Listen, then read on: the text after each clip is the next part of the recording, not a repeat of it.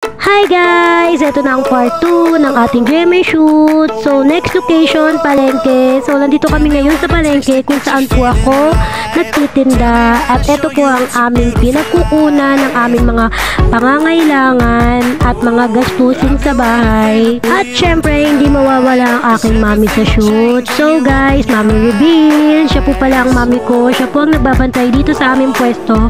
Araw-araw. Ayan po. Sa mga gusto pong pumunta sa aming pwesto, nandito po kami sa Alabang Central Market, second floor, stall number 13 po. Sana po makita po namin kayo. See you!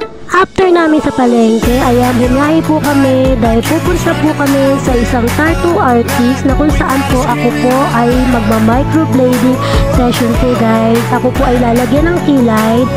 So ayan guys, nandito na kami sa location. Ayan guys, nakikita niyo po yung ayun, yung tattoo ko. Ayan.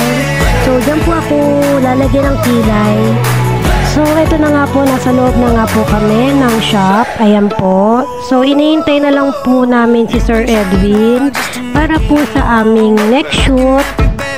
So, ayan guys, habang inihintay namin si Sir Edwin, ayan, magpapakit muna ako sa inyo. Ayan. So, mag-goodbye muna ako sa aking kilay for today. Ayan. So ayan guys, nag-i-start na ngayon akong microblading ni Sir Edwin. Guys, napakagaan ng kamay ni Sir Edwin. Wala kang mararamdaman na sakit. At saka, ipinakita niya sa akin yung karayom na gagamitin niya sa akin.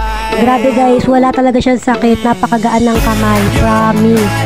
So guys, dito talaga ako na-excite. Promise. Finally, makikita ko na rin na GMA. Ayan guys. So, matagal ko nang gustong pumunta dito, kaya lang kasi hindi ko alam yung way kung paano pumunta dito. So, ayan guys, papasok na kami! So guys, hanggang dito na lang. Maraming salamat po. Ang program po pala, kung saan ako ipapalabas, ay sa Dapat Alam Mo ng GMA GTV. At ang segment ko po ay Kilay is Life. Sana po masuportahan niyo po ang segment at program. Maraming salamat po! Bye!